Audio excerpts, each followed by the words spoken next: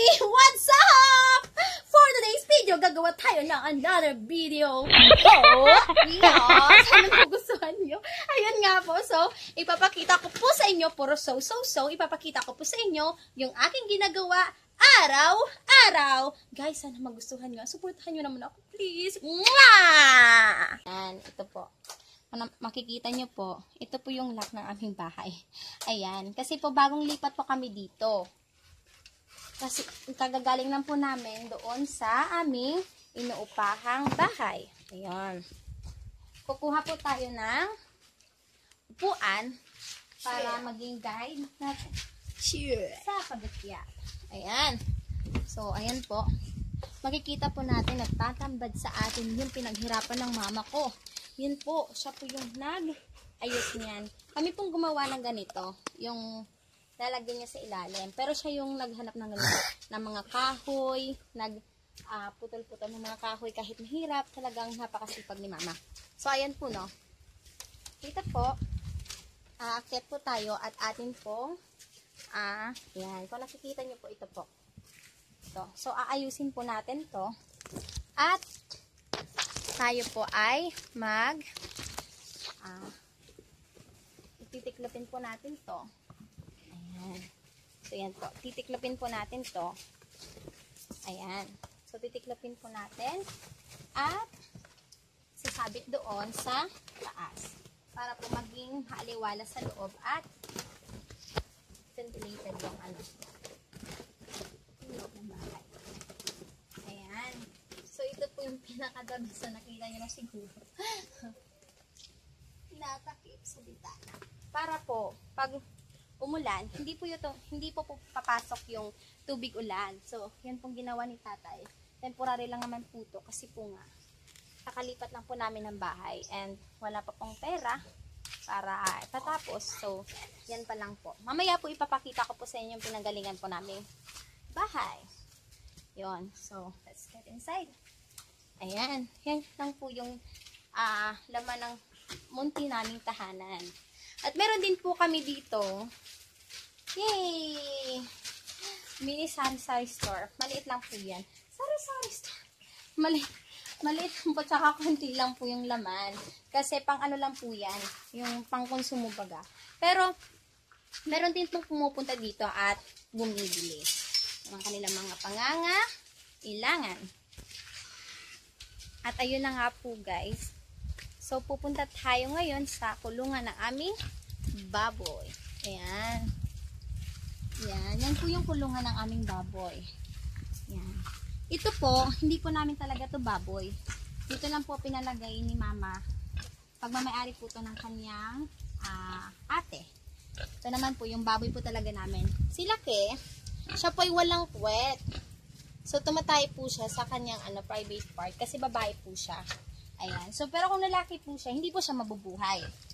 Pero since babae siya, so mabubuhay siya.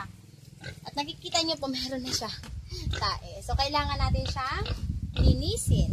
Since tapos na siyang pakainin kanina ni tatay, kasi maaga siyang kumakain kasi nga, umiiyak siya pag hindi siya maagang napapakain.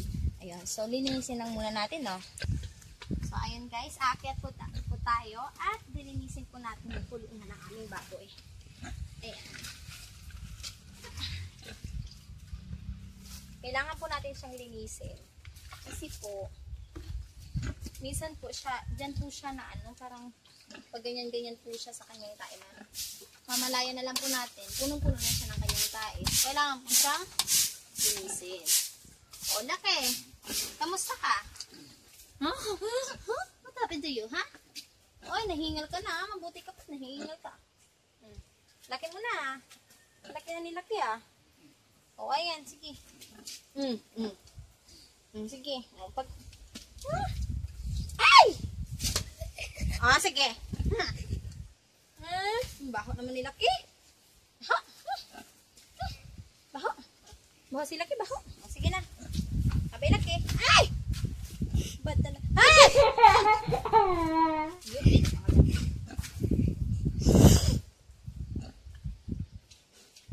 Ano nagawa mo? Sige na, Laki. Bye-bye. Lalabas na ako. Ay, nagiging monkey tayo minsan, ano? Ah, kadiri naman ito. Oh, may tae. Yung aking paa. Nalagyan ng paa. Ay, tae ito. Ayan. Tapos, ito. So, ito guys, ha. Yung tae niya, ilalagay po natin sa puno ng saging. Para po maging fertilizer. Ayan po. Yan. Yan. Ito guys, kung napapansin nyo, parang nasabi nyo makalat. Dito po namin nilalagay, tinatambak po yung mga dahon, mga sirang yung mga halaman or kung ano pa man, mga pinagupitan ng mga damo. Kasi po, yung plano po namin kasi dito ay tatambakan po namin po ng buhangin.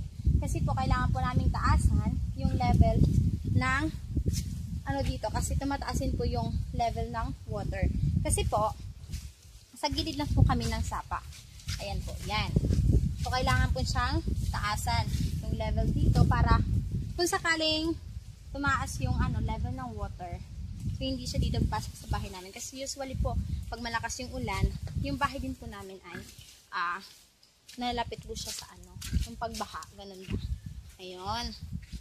Tapos, ayun. After po, nakailaki, punta naman po tayo sa bahay namin na isa na pinanggalingan po namin kung saan po kami dating nakatira. Yan po. Ito po yung front ng bahay namin. Diyan po kami nakatira dati. So, pupunta po tayo dahil papakainin po natin ang aming isang alagang baboy. Ayan. So, papasok na po tayo, ha. Guys, andito na kami sa dating bahay namin. And dito po sa loob ay dito po nakalagay yung alaga po naming baboy na inahin. So, umalis po kami dito. Lumipat kami dun sa kabilang bahay na ginawa po namin ni tatay. Kasi po yung bahay po namin, ayan po. May mga butas na po. Ayan. So, pag ulan din dito sa loob. Ayan. Grabe na yung butas. Ang daming mga So, yun, pinagtsagaan po namin almost 2 years po yun bago po nabuo. Pero hindi pa nga po masyadong fully polished yung namin. Yung bahay na yan. Tapos, yung basil. So, wala talagang Tapos, yan po. Naka-ready na yung nilaki. Ay, ni Golden pala. So, ayan. Kuya Shim, come here. Huwag na ipakita. Why? So, ayan. Bibigay po natin yung pagkain ni Golden. Masyadong mabigat. So, come here po. Gutom na. Si Golden, ayan. Yan po yung alaga po naming baboy na inahin. Yan. Gutom na po siya. So, papakainin po natin siya ngayon. Bibigyan na po natin yung pagkain sa kanya. So, ganito po yung process kung paano ibigay para hindi ko matapos. So, kailangan pong nakasunod po talaga yung niya. Nalagyan ko ng pagkain. Ayan. So, yan po yung mama ni Lucky. Yung natira na lang po sa aming baboy si Lucky. Tapos, buntis po siya ngayon. And, manganganak po siya sa January. Diba? Mahirap mag-alaga ng baboy, lalo na pag maraming tae. Talagang tsaga-tsaga ka. So, mapanghe. So, kailangan nating linisin. Okay, kukuha lang ako ng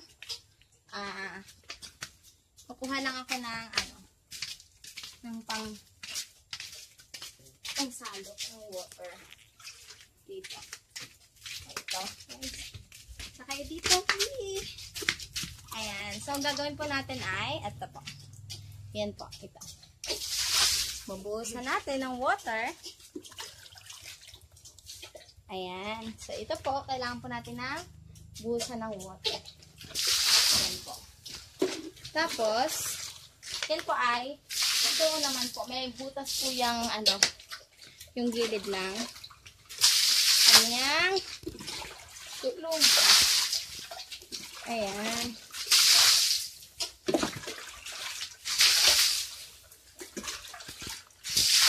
Ayan. Yan po. And, done! Yay! So, uwi na tayo dun, guys. Hindi pa kami nakakapag-almusal. Kailangan pa namin kumain. Kailangan talaga kumain. Ayan, guys. So, tignan nyo yan. Diba? Butas yung bahay namin. Diba? At yun. Tapos na po tayo, guys, on kay Golden. At ngayon naman po ay papakita ko po sa inyo yung tanim po namin mga kasaba. Ayan. Yan po. Ginawa po silang parang pinaka-fence dito. Ayan po. Ipapakita ko po sa inyo yan. Ayan. Kung gusto niyo pong malaman kung paano po siya tinatanim, ituturo ko po sa inyo. Okay. Meron po kami dito mga nung isang araw po kasi, nagmungkal po kami. Tsaka dinignan namin kung may laman na yung mga puno na balinghoy, kasaba. So, ito po yung buo niya talagang puno. Ayan. So, kung gusto mo pong tumanim, ayun. Tingnan niyo yan nabubulol pa ako hinihingal pa ako. Kung gusto niyo pong magtanim, so, kailangan niyo pong gawin ang prosesong ito. Sakit ng kagat ng subay. Mas masakit pa sa breakup. Langgam. Subay may kagani langgam. Ayun, Bisaya. Ayun. So, gagawin po natin ay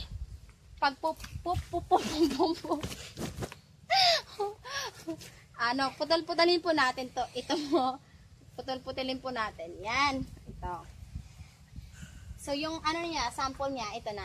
Ito na siya. Buo na siya. Ipakita mo nga. Pakita natin. Yan. Yan na po yung sample niya na putol-putol na po. So, pagtanim po niyan, kailangan po tignan natin kung saan po talaga yung pataas, hindi yung pababa. Hindi po ganyan pabaliktad kasi yung mangyayari po, papasok yung mga dahon sa ilalim. Hindi yung laman. So, ito po yon. Dito, kung saan galing yung pinaka, ugat ito. Pinakapuno talaga. Yan. Yung pinakasimula niya. Diyan mo puputulin. Tapos, ito po yung start na itanim. Ganyan, ito. Ito. Tapos, ito. So, hanggang ganun po. Yan. Ganito. Yan. So, pwede mo pong gawin ang ganitong proseso ng pagtatanim. Wala tayo kasing pambungkal hanggang sa loob ng bahay. Ano naman to? Gusto ko lang kayong turo. Yan. Pwede pong ganyan yung pagtanim. Malalim po yan hindi po mababaw na pagtatanim. Ano lang yan. Tapos pwede din pong ganyan. Kasi yung sa amin ay kahit ganito yung pagtanim kasi ginawa ngang parang pinaka-fence dito para hibakod yung ng bahay namin dati. So ginawa ni mama ganyan. Pero ayun nga po, tumubo siya. Marami din po siyang laman sa ilalim. So ayun guys. Hope you learn from me. Bayan? Guys, alam nyo lang po, masakit-sakit din po kasi po bakal po to. Ayun. Minsan nga naman ay hindi tayo sineswerte at minamalas tayo. Naman.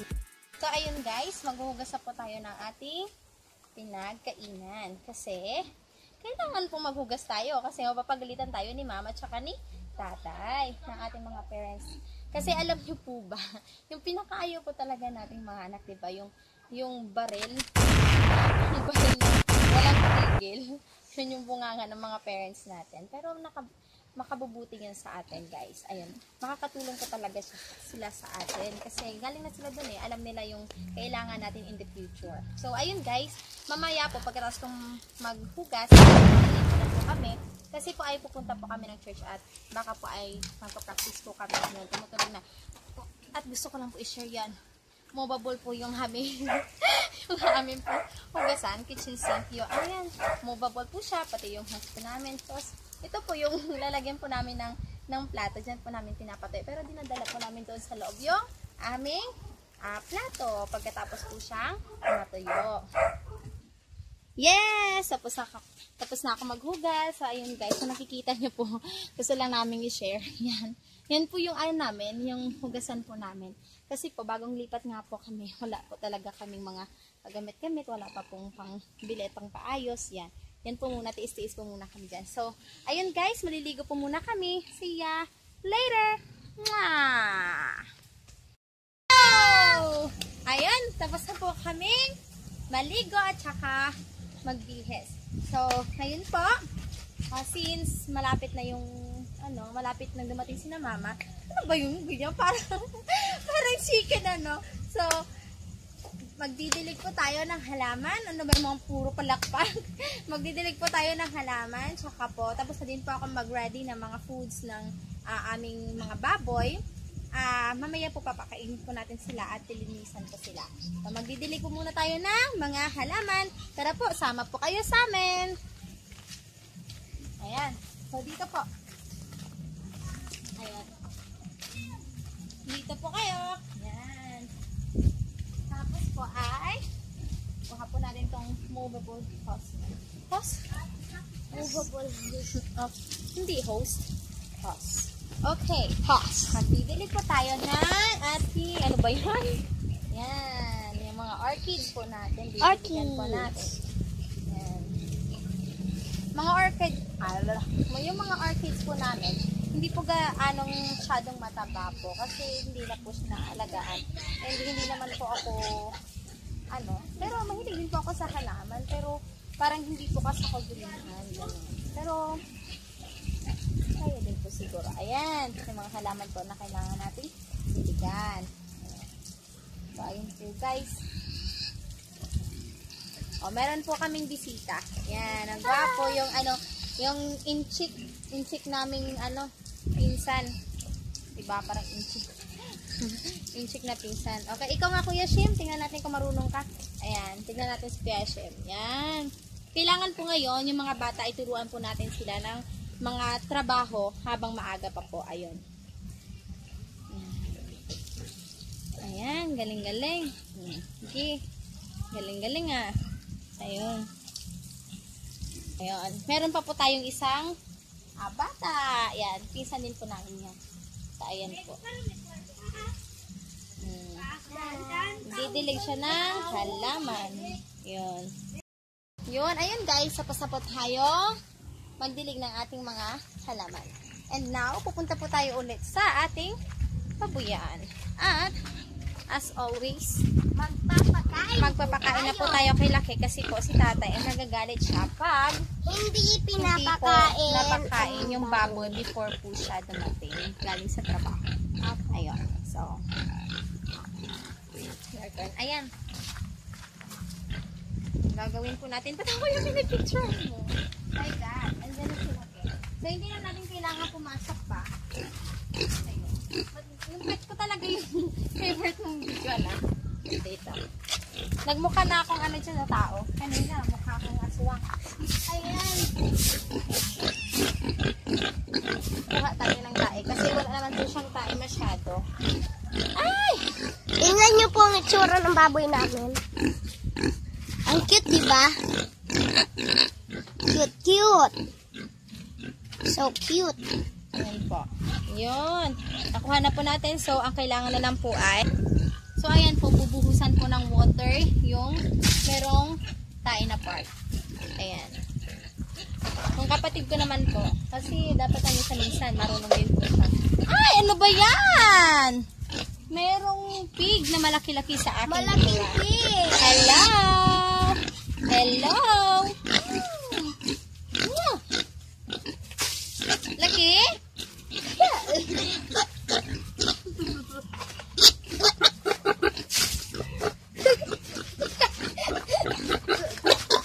Maliit lang yung ulo mo, pero yung ulo niya malaki.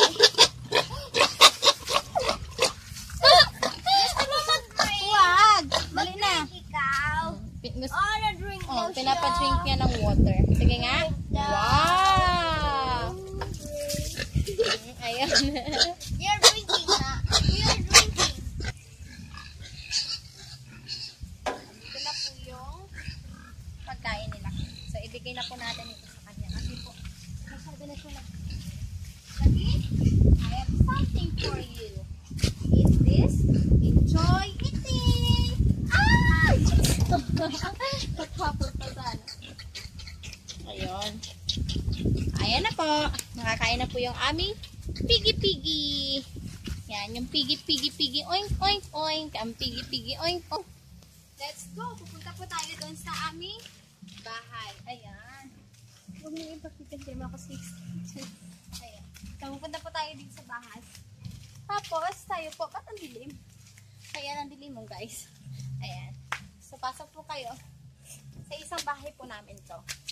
At, papakainin po natin ang aming alagang baboy. Pero, guys, alam nyo, kailangan po muna nating linisin. Ang mahirap na po dito, kasi po wild po yung baboy namin. So, mahirap po napakainin yung baboy namin. Nagpakainin. Mahirap pong kunin yung dumi sa kanya kasi po, wild nga po siya. So, kailangan po merong medyo pag-iingat. Ayan. So, guys, ito na po. Ayan. So, kailangan natin golden. Golden. Please bear with me, golden, ha? I want your cooperation, golden. For this time only. Oh my goodness. I told you. Ayan. Wild po talaga yung baboy namin. Kasi kaya po nahihirapan akong kumuha ng dumi niya. Ayun, yung bola. Yung bola, oh. Andito yung bola, oh. Bakit yung tayo ng baboy ganito? Parang mga bola. Ay, wag sana. Iguana o nga. Uy, wag naman sana golden. Natakot kasi ako sa kanya kasi nung kahapon, natapon ko po talaga yung dala kong tae na galing sa kanya. Kasi po, muntik niya akong kinagat. Kaya nag-iingat po ako sa kanya kasi po, nag-hysterical na po siya. Golden, pinipilit kong hindi maamoy yung amoy mo. Pero talagang naaamoy ko talaga. Golden, maawa ka naman. Ayan. Ayan, guys. Yun. Ayan guys, Natapos na tayo. ang wild. Natapos na po tayo, guys. Yay! Kailangan po talaga nating tapos po ito, makuha po natin lahat ng tae niya. Excuse me. Excuse me. Ayan. Hoy!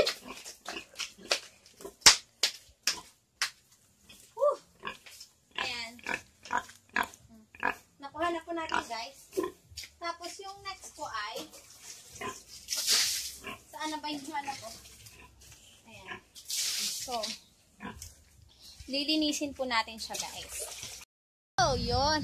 At ayun na nga po. Tapos na po tayong lahat. Nakapag-ipon na po. Hindi ko na po na lahat-lahat. Tapos nakapag-ipon na din po kami ng water. Tapos nakapakain na din po kami ng aming mga alagang baboy. So, hindi po magagalit sa amin yung mama po namin at saka yung tatay po namin. So, ngayon po, magpapaalam na po kami sa inyo kasi po, pupunta pa po kami sa church. Okay? Sige po. Hey! Okay po, please like and subscribe. Mali! So, YouTube channel! Ingat po kayo, guys. Bye-bye! Hope you like our video and comment down below kung ano po yung gusto nyong ipagawa po sa amin. Salamat po sa inyong panunood. Bye-bye!